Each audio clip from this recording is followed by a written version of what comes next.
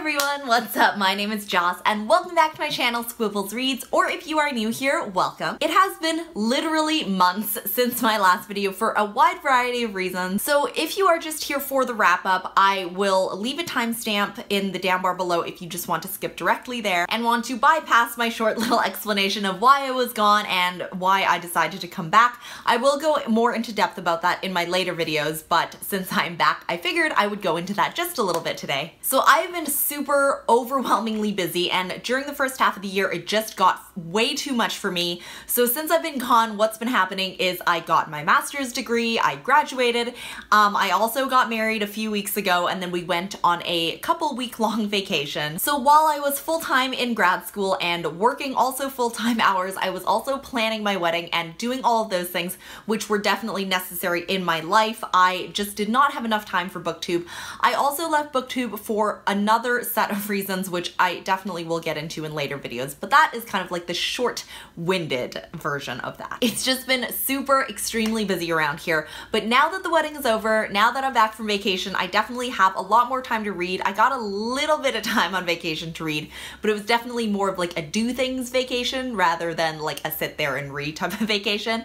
But I did participate in BookTubeathon. I have more time to breathe now, I have more time to read now, both of which were things that I did not do very much during the first half of the year, so I will definitely be looking forward to doing so more in the last half of the year. In the month of July, I read more books than I have read in all the other months of the year combined. I also completed 5 books and 6 challenges during BookTubeathon week. I did start a 6th and the 7th book, but I didn't end up finishing them. I'm about like 20% through each one. For those of you who do not know what BookTubeathon is, it's just a week-long readathon, which has reading challenges, Instagram challenges, and I think video challenges. This year, I did not do any of the Instagram or the video challenges. I just tried to do the reading challenges. And the only one that I didn't complete is reading 7 books during the week. But I don't think I could have read any faster or any more than I did, so I'm really happy with how I did do. Like I mentioned, I'm kind of just really happy to be reading again in general. Okay, so let's get her started. Let's go through all the challenges that I completed and all the books that I read for that challenge. So the first challenge that I completed was definitely, I found the easiest one, was to read a book with a person on the cover. And for that, I read Out on Good Behavior by Dahlia Adler. This is the 3rd book in the Radley University series. I did read the first 2 way back when I was making videos, I think like closer to the beginning of the year. And I really enjoyed those ones, so I figured I would just complete the series. So even though it is a series, I think that you can read each one as a standalone. That's just my opinion, but every book focuses on a romantic relationship of one of 3 girls that are in the same friend group. So you miss out on a little bit of like the backstory of the friend group, but I think that each story can definitely stand alone. This one is about our protagonist Frankie, and she identifies as pansexual. She also has kind of a reputation of being like a party person and is not super into monogamy. However, she does meet one of her friend's roommates, Samara, something like that, and she falls head over heels for her. Samara identifies as a lesbian, and throughout the course of their relationship, there are a variety of obstacles that they have to overcome together, which we do find out throughout the course of the book. I reviewed books 1 and 2 again in a previous video. I rated both of them pretty highly because I did enjoy them, and this one was no different. I did think that like the party person doesn't like monogamy stereotype was a little bit overdone here, but I don't think that it took away from the book in any way. I enjoyed the way that the author handled all of the characters and all the obstacles that they had to overcome. It was just super fun and steamy all around, so I ended up giving it 4 stars. The second challenge that I completed was read a book that you bought because of the cover, and immediately when I saw this challenge, I knew the book that I wanted to read because not only is it pretty short, the cover is also just beautiful, and this book is Exit West by Mohsin Hamid, and it was also longlisted for the Man Booker Prize. So Exit West is a little bit hard to describe, but I'm gonna do my best. We follow our 2 protagonists, Nadia and Said, and they are in a relationship. However, their country that they live in is going through a whole bunch of civil unrest, and there threatens to be a civil war, so they are just trying to escape to find safety. So we followed this journey of them trying to find safety through different conditions, through different countries, different cities, and a big theme as we move through the story is just the theme of the difference between immigrants and the people who live there and refugees and all of that stuff, which is definitely pertinent to our climate right now. We also follow how their relationship progresses through time, so the highs and the lows that they experience while they are moving from place to place. Something that I thought was really effective was that the whole thing is narrated by kind of like a distant, omniscient narrator, and this was helpful in showing some of the logistic things that people who are immigrants or moving to a new place have to deal with,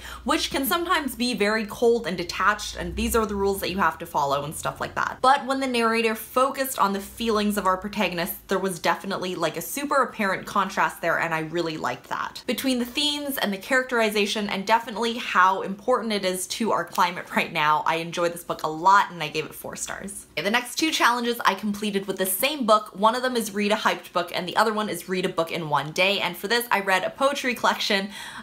You guys have probably heard of it or at least seen one or more of the poems on Instagram, and this is Milk and Honey by Rupi Kaur. So what she did was she split up the book into 4 different chapters. So in each of these chapters there are a variety of different poems. The first one is the hurting, then the loving, then the breaking, and then the healing. And then of course each chapter changes like the mood and the way that she builds tension based on the theme of the chapter. I really enjoyed that there were illustrations. Something else that's definitely like a personal thing is that I really like that all the poems were in all lowercase, and for me, when I type in all lowercase, like when I'm texting or when I'm talking to my friends online, it just means that like I don't have to be super formal with you and I don't have to like be perfect in my capitalization. So that kind of provided a closeness for me with the book. Again, that meaning could totally be different for everyone, but that's the meaning that I personally derived from it just because of my own life. Again, really enjoyed this, and I also gave this one 4 stars. And I just realized that I gave all 3 books that I just rated 4 stars. I promise you there are more ratings that are not 4 stars in this video. But for the next challenge, the one that I completed was read a book entirely outside, and to be completely honest, I'm not sure if I cheated for this challenge, but I listened to this book on audiobook in the car when we were coming back from our road trip. So we definitely weren't completely outside, but we were also not inside. So I guess the challenge that I completed was read a book entirely not inside. The book that I read for this challenge was Last Call at the Nightshade Lounge by Kruger, and the blurb said that this is a book about monsters and mixology. So basically we have a group of bartenders who have all different backgrounds, all different characteristics, and they fight monsters by getting superpowers by drinking alcoholic drinks. When I read that, I was like, yes, please, sign me up. And then I realized that our protagonist is a Chinese American girl, and she was really kick-ass. I related to her a lot because she is a young adult and she's moving through the stages of trying to find like a stable 9-to-5 job that may not be as exciting as her previous job, but it would definitely be something that would bring in a steady flow of income. She also just kind of has issues adulting and socializing, and I was like, yes girl, I totally feel you. The overarching plot was pretty simple. There were monsters, they were trying to take over, but all of the little details made this book really fun for me, especially to listen to in the car on a road trip where you have literally nothing to do and you just want some entertainment. At the beginning of every chapter, there is a different drink. There's a different drink recipe that they describe, and they describe what superpowers that you would get if you drank this drink. There was also this one dude who I found especially entertaining because I am originally Canadian, and this dude was literally every Canadian stereotype in the book. And I thought that it was funny because I think what the author was intending to do was to draw out this guy for us like a cartoon character, because he was just so stereotypical. It was really just hilarious to me, so I really enjoyed that character. There was also a transgender character, which I did really like. There were Sailor Moon and Tuxedo Mask references, and I was like +1 star when I heard that because anything Sailor Moon really just gets me. Overall, there were a couple of plot holes. There were some things that were left unresolved that I wanted to know about, but after reading the blurb, I was just expecting a fun time, nothing too serious, and it did definitely deliver that, so I gave it 3.75 stars. So the last challenge that I completed was read a book with a character that is very different from you, and for this challenge I read Bad Romance by Demetrios. Bad Romance is Lady Gaga. Anyways, okay, so our protagonist Grace is different from me in a lot of different ways.